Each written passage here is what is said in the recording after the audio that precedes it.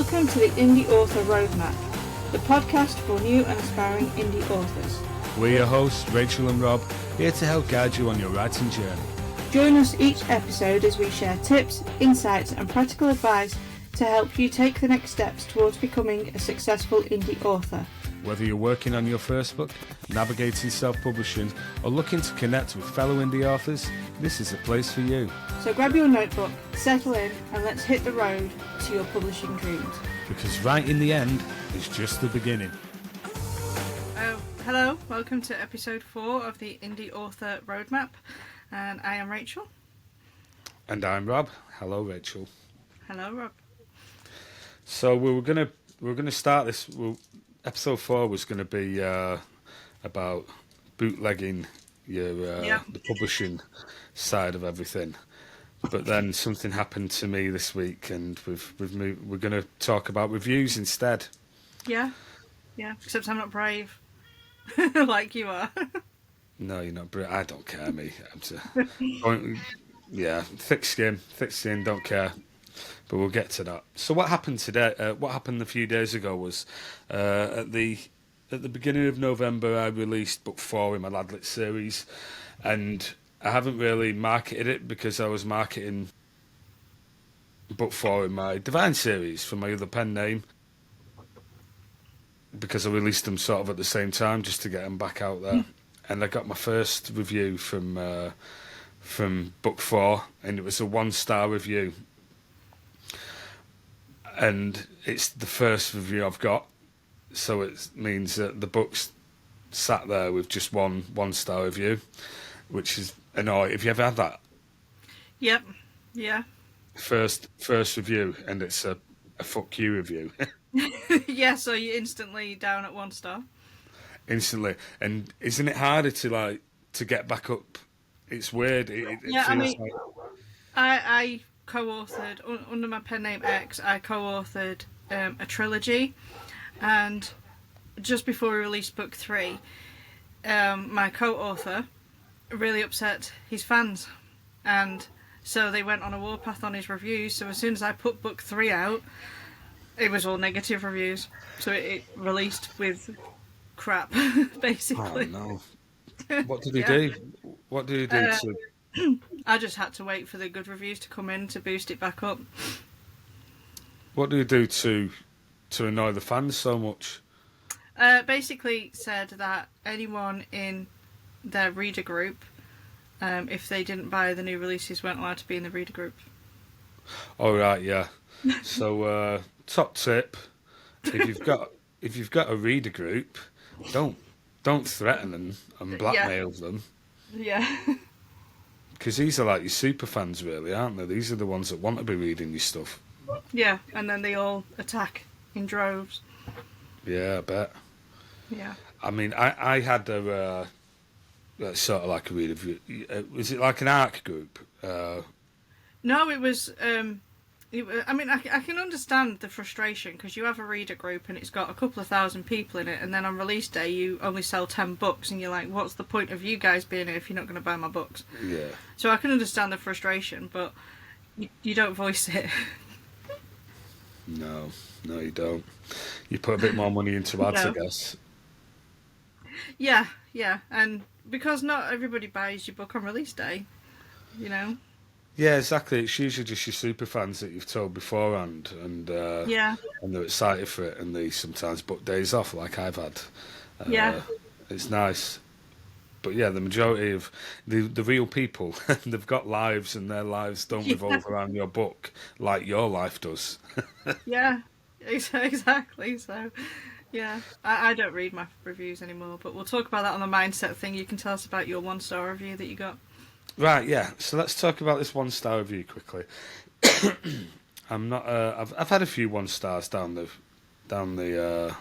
line, you know, and it's fair. And I want to talk about the different sorts of reviews, 1-stars that you could get, because 5-star reviews are brilliant. These are the people that you love, and they love your stuff. It's great, but the 1-stars are. They can be horrible. So I'm going to write. I'm going to read out this 1-star book. It's full of spoilers, but apologies if there's any of my readers that listen to this and they haven't read this book. But this isn't for readers. This podcast. This is for other authors. So, okay, it's for the other side. It's I can't go on. Come on, Rob. I know things happen, but this is beyond. I don't know what. Chrissy being murdered by Stu. Where the hell has Archie gone? From being a vulnerable, wronged blokey bloke in the first book, he has wrought a path of carnage since. How can you possibly do this to that sweet little girl? No, I don't want to sit crying. I want happy endings and everything alright and happy ever afters. Rob, you bastard. How could you do this? It's not fair to Chrissy, or to Archie, or to her mum and dad. It's not fair to Izzy's mum. It's just not fair. Izzy, you're a complete piece of scum to do this. I can't go on. I know it is ridiculous to be invested in fictional characters, but what would you do, I guess? I sit here weeping. I might go back, but it's too painful at the moment. Izzy's gone. You killed her. You did it, Rob. How dare you take her from our fantasy world? Can't go on. Just can't. Now, having just reading that out loud now, I do hope this person hasn't committed suicide because of the figments of my imagination. To be fair, though, it's quite a positive review because they were really invested in your characters, so much so that they've got upset and like got angry at you about it. Absolutely, absolutely, and that's sort of like what I took from it at first, and I don't mind being called a bastard and all that because it's the way it's phrased is like I can't believe you did this, you know. But and there's a massive but. From what I've gathered, this person, I don't know, it's a she. I think it's going to be a she. I don't think a bloke's going to send this sort of email review. But that might just be me being really sexist. I don't know. I think women probably review books more than guys do. Yeah, and that emotional connection and stuff is more there. So I'm going to call she. I couldn't see a guy sitting there crying over a character. No. And but so this person's mentioned things that happened in the first book.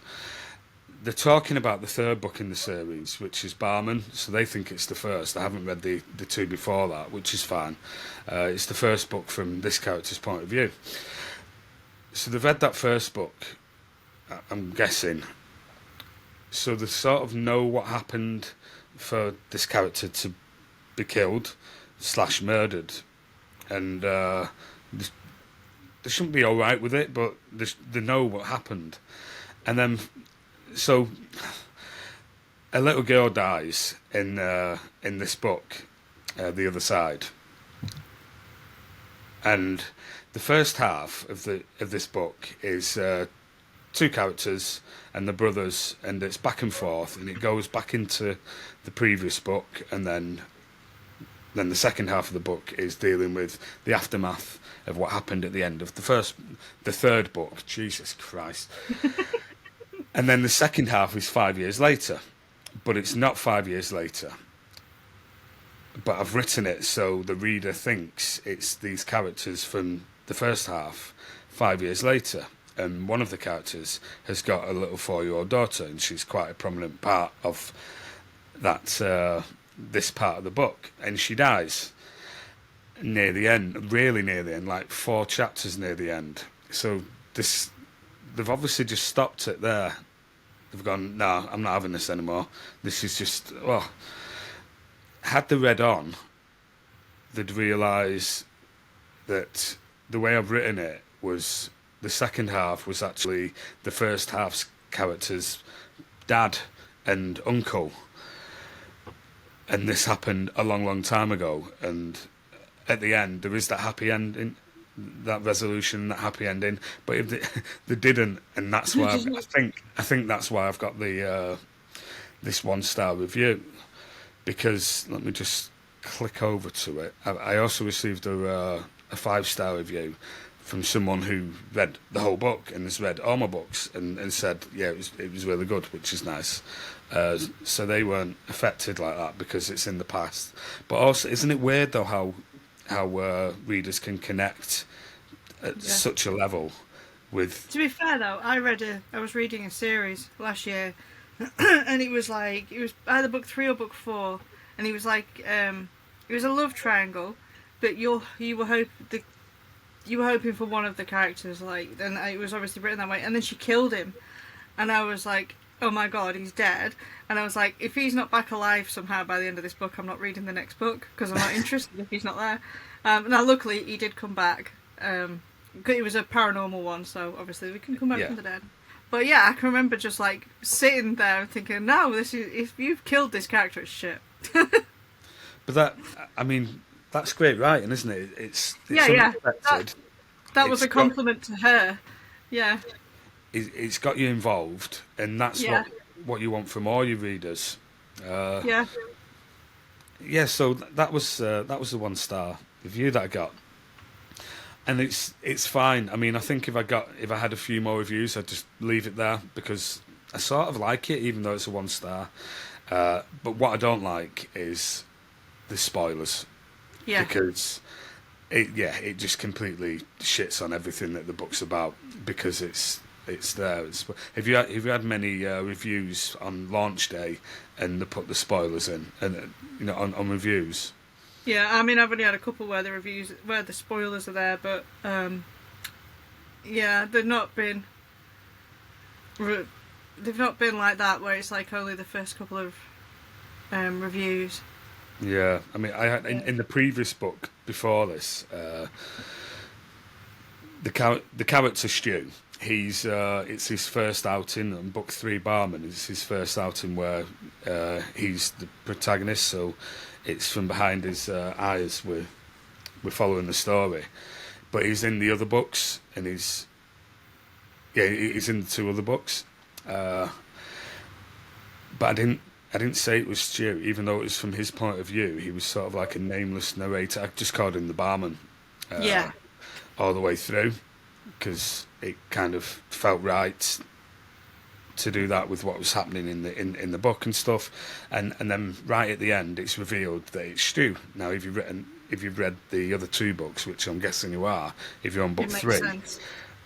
You're going to be like, oh my god, it's Stu, and it's a few years later, but you're like, oh, brilliant. And someone wrote 5-star review, and they wrote, oh my god, can't believe this is Stu. I'm like, oh, I just spent all that time writing this book to make you think that actually, when I first started writing it, it was going to be a standalone, as with many of my books always start as a standalone, and it wasn't Stu. And then I thought, this could be Stu, and that's why I added.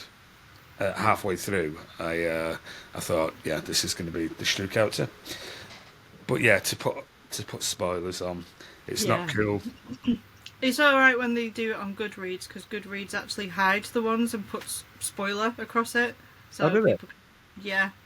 Wish Amazon did that. Yeah. No, it just doesn't, does it? And no. I think it's not calling me a bastard and stuff. And I quite like that bit, and asking me why have you done what you've done and stuff like that. I think that's one of the best feelings, though, isn't it? When you've done something really mean to a character and someone comes along and calls you a bastard, that's when the authors are laughing because it's great. Yeah, thank you very much. That's exactly. I wanted that emotion from you, kind of. Yeah. Thing. You sort of do feel like the puppet master then. It's great. Yeah. And yeah, I don't mind all that. It's just the spoilers. I mean, Izzy's death at the end is a massive thing. And I spent a lot of care and time writing the aftermath of that stuff. So, if a reader reads that review and then comes into the book, number one, they're waiting for it all the way through. But also, it doesn't. I don't get the shock from them anymore, and all that care and attention I spent to write in the following chapters, like the reaction chapters, it doesn't. It's just cliched stuff where I think if I catch them with the shock, it means a lot more. And I want tears. I want tears from these, because that's the way it is. Because then right at the end, it's happy. So I want to be able to, really dig them a ditch just to pull them out of it. Yeah. Needless to say, I've reported it to Amazon, and it should be taken down. Sort of Hopefully. unfortunately, if they hadn't put the spoilers in, I think I'd have kept it. Yeah. It's a shame because if it's someone you knew, you could message them and ask them to take the I spoilers know. out. I have had that where I've had one of my it's been a reader I know, and she's put a spoiler in, so I've just messaged and would you mind just editing this line out because you're giving away the ending? Yeah, I mean, I feel I might actually do that actually when we finish recording this. I might email my list and just ask them. Did any of you guys? No, I can't then because Because then it gives them spoilers. because then Yeah, they're going to go straight to Amazon and read it. And if you yeah, haven't put the book, yeah, it is yeah. annoying sometimes because you just want to say just contact them and you can't unless they're on your What list. you'll have to do is get some people that have read it to go and click it as unhelpful. So as you get more reviews, that one sinks. Yeah, but it'll come. I mean, if the probably Amazon will remove it because it's calling me a Yeah, bastard and all that. So I'm, I can be personal pretend to be attack. outraged by that. Uh, Yeah. but won't it be under? I mean, if it stayed there, it'd be under critical review bit on Amazon, won't it? You can, I'm sure you can get it knocked down by the more positive reviews if when it's been out a while, just get some people to click that it's not helpful and then it's not listed. Because that critical review is usually a helpful critical review. Yeah, yeah. Well, I mean, it might just because it's got spoilers in it. They might just take it down. Yeah. Yeah. So, what's your relationship with reviews I absolutely do not read them. At all. at all? Never, no.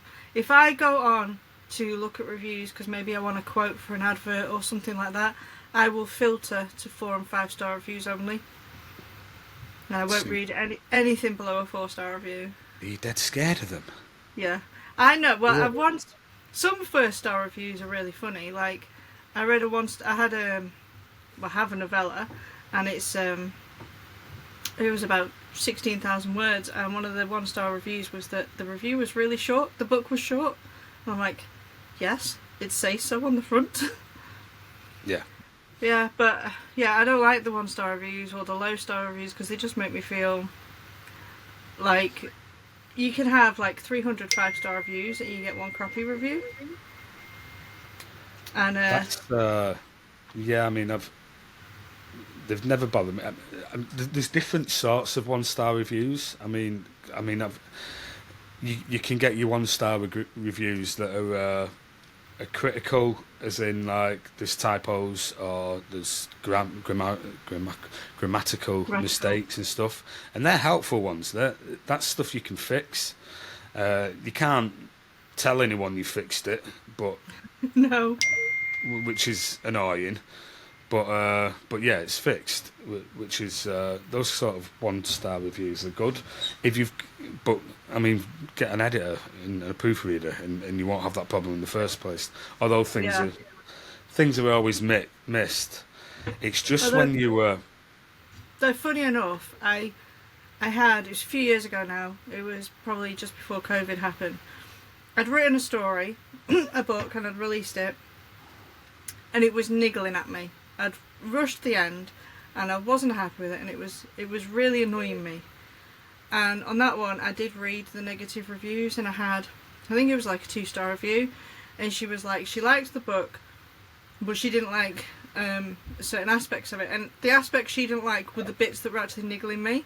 And so because of that review that came in, I was like, nah. So I took the book down, completely deleted it, rewrote it, and I've now republished it, and it's actually now my bestseller. So brilliant. it had a benefit, but it got me to take my book down. So I've had. I don't know if you remember you mentioned that other really scathing one where it was for my R.J. Radcliffe. It's for my book The Healer. Now when I was writing The Healer, I sort of had an idea, and it's time travel and they go back and forth and stuff. So plot holes can happen, but it also because I don't plot and Yeah, I pantsed it. I'd go off on like little tangents and think, oh, I'll work it in. And there was a scene in Healer, which is book 3, that I went off on one of those little tangents. I think it was about 5,000 words. And I kept it in and sort of it didn't go anywhere, but I kept this bit in and then sort of just kind of like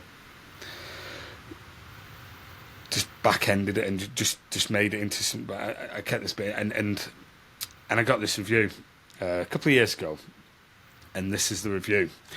I'm no saint nor a prude, and have a very open mind to life, both its light and dark sides. But there are sections in this novel even an open-minded guy like me thought was sick. The author seems to hide his personal sexual deviance in writing about a priest raping innocent children in great detail. It came across as a personal fantasy. I saw no need to have put this in the story, since it contributed nothing essentially to the storyline. I had bought all 3 books after reading the first, but erased all 3 from my Kindle after reading this. It may have been the first and only book I ever burned. Right, so in this book, I've got a young child. He's 10, 11 years old. He doesn't die this time, but he can, when he touches people, he can go into their memories and stuff from the first person point of view. And he does that to this priest who's a paedophile. So from a 10-year-old's point of view, he's then seeing these images from his point of view through the memories. So it's like him, and that's how I wrote it. And it was quite difficult to get my head around how I was going to write it and stuff. And then later on, he kills the priest. Yeah. He didn't mention that in the review. Instead, he just mentioned that I was getting off on writing all this stuff. But like I said, I mean, that was I went on this little tangent, and it didn't come to anything. And when I released Healer, I took that section out, or at least cut all that down anyway, because he's right in saying it didn't lead anywhere. But there's no need to be horrible to me. No, I think sometimes if it touches something personal on them. Yeah. Which, I don't know, maybe you don't know. He's just been triggered by something, maybe. But yeah. I don't read any 1-star reviews just because. I read my very first book I put out. I remember reading my very first 1-star review. And I'd had loads of 5-star reviews. The book had been in the top 10 of its category for like months. And I got this 1-star review, and it was like, I'm giving up writing, I'm no good, I'm useless, and it really gave me just negative mindset. So I was like, I'm not doing that again. Yeah. I'd sent it to a friend of mine, and they said to me, are you really going to consider giving up writing because of some stranger on the internet's opinion of your book? And I'm like, yeah. But after that, I was just like, I know reading the negative reviews upsets me, so I'm just not going to do it. They exist, and they're there. And I know a lot of people will say you can learn things from your reviews and stuff like that, but then I'm like, reviews are actually just an opinion, and unless you've got like really big errors, but they're just subjective opinions. Exactly. I mean, you can get constructive ones, like I said. Well, the 1-star reviews I hate the most is, this book came late. It's, Amazon said it was delivering it on the 3rd, and it came on the 5th 1-star review. They haven't even opened the package or read it, and you're getting a 1-star review. Because of Amazon. You see it all the time. Yeah, you see it all the time with damaged ones. There is an author, and I probably won't mention his name because I don't know, but he I might have mentioned it actually in the last time we were chatting about reviews. He wrote a book, and a book talker read it, did not like it, so she made a YouTube video about this book, completely ripping it apart, and he obviously saw it, and so he wrote a book, and he writes horror, and he writes really graphic horror, so he wrote a book and dedicated it to her. And I'm like, that's funny. So then there was like, this was only earlier this year, it's not long ago, and so then Book Talk got up in arms that what he'd done, and he should grow a thicker skin and all the usual stuff they're saying. And I'm like, no, you've ripped his book apart on a YouTube video. I can understand why he's upset. You started being the arsehole. Yeah. But yeah, but that was reviews gone badly. Yeah, yeah. I mean, you could. Why didn't you like respond to the video on that? Was it just on YouTube? Is it not on TikTok? Because I mean, you can respond to videos. I Can't think you? it was. I think it migrated to YouTube in the end. I think she's a book talker with a BookTube channel, Right. and Yeah. so that's where she'd done like a long form review. And he just wrote a book and dedicated it to her because he was, annoyed. But Yeah. he should have just been left there, to be honest. They both, yeah. But Yes, I mean, like all reviews, it is like you said, it's someone's opinion, yeah, and you just happen to like the opinions of those that give you 4 and 5 stars as opposed to the one. But it is just one person's opinion, and it doesn't particularly matter. no. The one but I thing mean, I don't think authors should do is when they share the 1-star reviews on their Facebook and kind of get everyone to hate on it. I don't think it's... So, sometimes you do it because the review's funny or whatever. Yeah. But, when... every time they get a 1-star review, they're putting it on the Facebook, they're calling the reviewer names, and this, that, and the other, and then all their readers are jumping in on it, and I'm like, that just looks a bit tacky to me. yeah, I mean, yeah, exactly. Because I mean, although you can have the Send it to your mate and yeah, like you can send it to your mate and complain, but yeah, but you although put you it can on have your like, go on. we're doing it. We're talking over each other again. It's fine. You go. I was just saying, I just think it looks a bit tacky when you put it on your own author page because it's your brand. It would be like, I don't know, Witherspoons getting a complaint on TripAdvisor and then naming and shaming the reviewer on their window. Exactly. Yeah. Yeah. And then, I mean, like for your 1-star reviews, you have the ones that the constructive ones, like I said, that are typos and all the rest of it. If there's something actually wrong and you've missed, that's great. And it's constructive, and it's a shame they didn't give you a 3-star and put that because they might have enjoyed the story. But I mean, yeah, the rest are opinion based. They didn't like the story, they didn't like your themes, and it's that one, which is fine. It wasn't the book for them. And I think you find if you're writing in a series, you get these on book 1. But you won't get them through the rest of the series. No. That book 1 is sort of like a filter system. Definitely, yeah. For the rest of the series, which is great, because it's usually just your fans and people who want to read more who will continue down the series. The only time you really see it on a series later is if a series really should have ended and they can tell the author's kind of just milking it. Yeah, and or you kill a 4-year-old girl. Or you kill a girl, yeah. But then I think that's the other thing in books as well, because when you're writing a book, I mean, obviously you're killing the child makes sense in your story, but I think sometimes authors forget that when you write a story and you have characters like the one I was saying where she seemingly killed one of the characters, and I was like, I'm not going to read the next book, is that you're making a promise to a reader. And that's where you'll get the negative reviews later in a series if you break those promises. Yeah, that reader expectation. Yeah. It's like, did you ever watch True Blood? Yes, of course. Yeah, well, I read the books, and the books were amazing until the last couple of books because the author wanted the story to go a different way, but because the series was out, and obviously it was with a publisher, she was told what she can and can't do with her book. So instead of like having a tantrum at them, she had a tantrum through her books. And spoiler, because it's the whole Suki, Eric and Bill thing. Mm-hmm. Suki goes off and marries Sam, the bartman, in the books. And you're like, she's supposed to be with Eric. And shifter. So you read... The shifter. Yeah, the one that owns the bar. And so you read the 12, 13 books, and then she goes and ends up with the most random guy.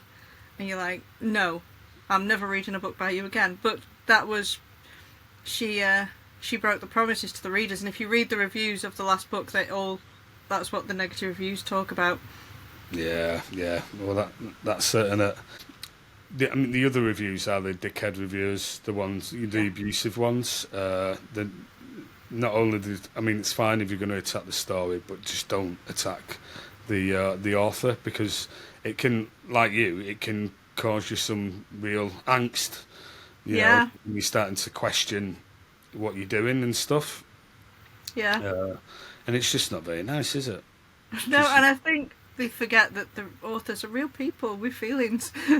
Yeah, exactly. I mean, for me, that's why I don't really take much notice of it, and I find them all funny. I see in author groups though when people are like, I've got a 1-star review, what should I do? I'm like, don't read it, just leave it.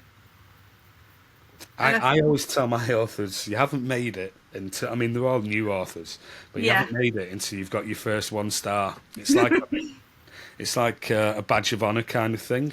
Yeah. Like Deal or No Deal if you enter the 1p club kind of thing. I think you have to decide which way is best for you. Read them or don't read them, but don't go and read them if you know they're going to affect you. Yeah, definitely. So should do another review. I love them, mate. I just laugh.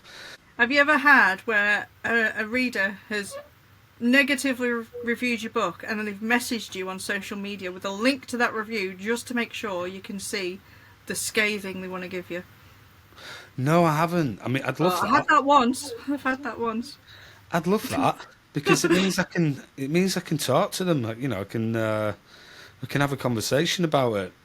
But yeah, it was years ago I had someone do that to me. I'm talking 10 years ago. She messaged me her review, gave me a load of abuse, effed and blind at me, told me I should take my book down and what a horrible person I was. I hadn't even done anything bad. And blocked me after that. I'm like, and then okay, blocked you. Bye. Yeah. Yeah, that's the thing. I mean, with these 1-starers, I think sometimes the reviews say more about them than they do the book that they're reviewing and stuff. You know? Yeah. I had one. So on my secret pen name, I have a very long series, and I had someone. This was when I did read my reviews, and they left a 1-star review on book 1, but said they were going to read book 2 because they hoped it would pick up. So I was like, fair enough, okay. So they read book 2. Left a 1-star review on that and said they were going to read book 3. By the time they get to book 5 in the reviews, I'm like, why are you still reading? you don't like the series, go away. Sure, God. Yeah. As I thought, this one wasn't any good either. On to book 6. Yeah. I mean, thanks for the money, but go away. Oh, God. Go on, what's your one you were going to read? Right, this is from Divine, which is book 2. Oh, another thing, now that you can just rate them, that annoys me. These people who just, instead of writing a review, fair enough, you know, tell me what's wrong with it, or what you think's wrong with it. I'll likely just go tough, but don't just rate it 1 star. Yeah. That's, you know, at least... That's annoying on any stars, though, because I had a new release a couple of months ago. It's got one written 5-star review, and the rest are just 5. It only actually has 5 stars on it, which is quite good. Yeah, but I mean, yeah, exactly. I'm like, I want to stroke my ego. Please write what you liked about it. Yeah, stroking your ego, making yourself feel good about the fact that, you know, people are enjoying your work and stuff. But also, it's great for ads and stuff when you've got, you know, bits of 5 and 4 stars, the gushing ones that you can put in ads as copy. And if you, it is annoying, this rating system. But I guess it's quick, and you might not have got any review had it not been, you know, a click of the finger. Yeah. Audiobook. Oh, go on. Your review. I'll let you tell you. No, you started audiobooks. Go on. I was just going to say audiobooks is the annoying one, because sometimes they're not even negatively reviewing the book. It's the audio narrator. Yeah. I saw one the other day. I was, of an author, and it was a 1-star review, and they said that they hated the story and all the rest of it. The point of view was wrong and everything. Their opinion, you know. Yep.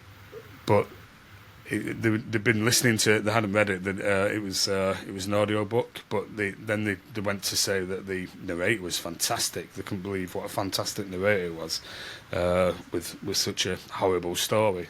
Their opinion. But yeah, I guess it could work the other way around. You know, they loved the story, but they hated the sound of someone's voice. So now Yeah. you're getting a 1 star. Yeah. Yeah. So I also had this one from Divine, which is book 2 in my Divine Chronicles. I had high hopes for this book, but I had to grit my teeth to keep going as I wanted to enjoy the plot. I'm sorry, but by the time I got to page 96, I had to give up. There were just too many mistakes. Was this proofread at all?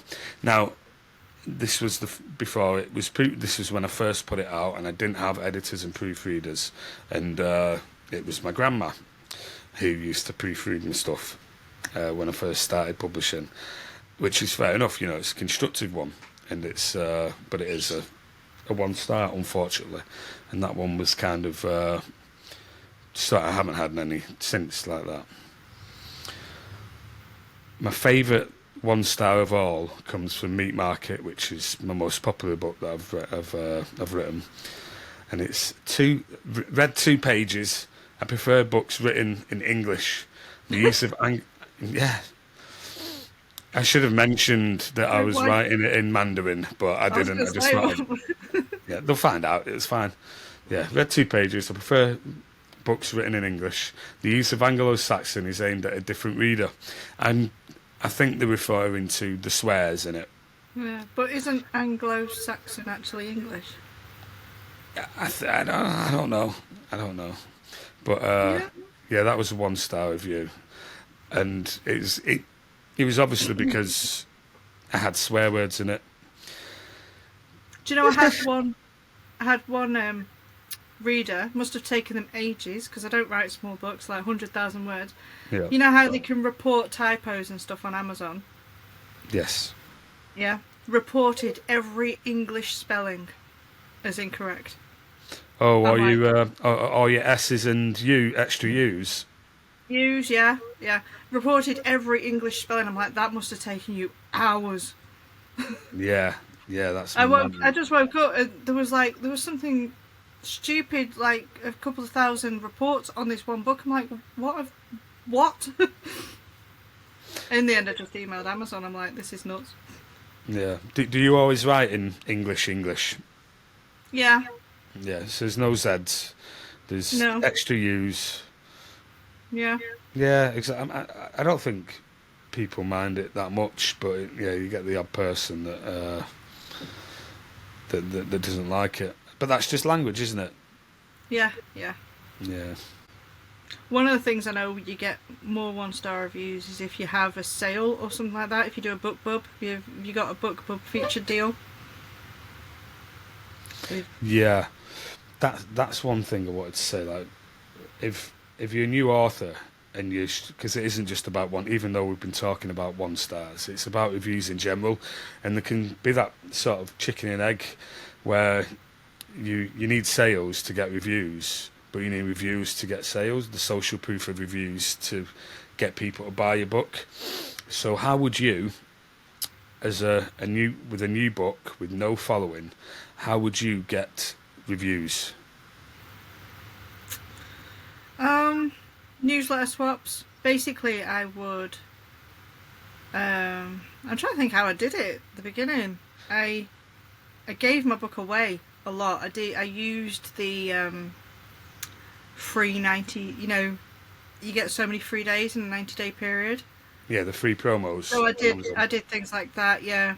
I signed up for newsletter swaps. There's things like Story Origin now. Book Funnel was one I signed up for. It basically was just putting my books out there. But now there's services, isn't there? There's Booksprout, NetGallery, where you can actually. There's loads, isn't there? I mean. Yeah. The one thing I will say though is don't give it your friends to read for them to do reviews because it messes up the algorithm. Yeah. I always. As tempting as it is. When my brother, because he likes my books, and when I was first writing them, in my early 20s. He was a teenager, and he used to come in the garage where I'd write, and I'd read that day's chapter to him once I'd written it. Yeah. So he is a fan of mine, and I tell him, don't ever write a review just because we've got No. the same. Chris Radcliffe as Yeah. you know, don't need that. Thanks, I'm glad you enjoyed it. Just text me. Yeah. I think with reviews, I did a lot of, for the first in the series, I did a lot of promos, like, you know, you find stats promos where you Yeah. go to your Hello Books and your Fussy Librarian and your Free Booksy, and I'd do the first in the series free, and it'd be for exposure more than Yeah. actually making the money back. Because I've got a few in the series, it would make usually around the money. I'd make the money back. I wouldn't really make a profit on it, but then within the next month, I get all these reviews, and that's why I've got about, I think, 1,100 on Meat Market, which is but one. Yeah. And the same with my other pen name. If you want quite a lot of reviews quickly, then to do a promo stack, usually 3 days, and you'll get them. You might not get the nice ones, but you will get reviews, and it costs you a few quid, but it's not going to break the bank. But like, you know, there is free ways, and having a mailing list is one of those. Just ask your people. You're on your mailing list for a reason. Yeah, I did a lot of. I don't think they're so popular anymore. I don't know if you've ever done them. Is Facebook takeovers, where you go into someone's. They do an event, and they do like it be a 24-hour event, and each author gets like an hour, and you go on talking about your book, and you give it away to people that are there, and then they're people that read that genre. I don't know if you ever did them. I did loads.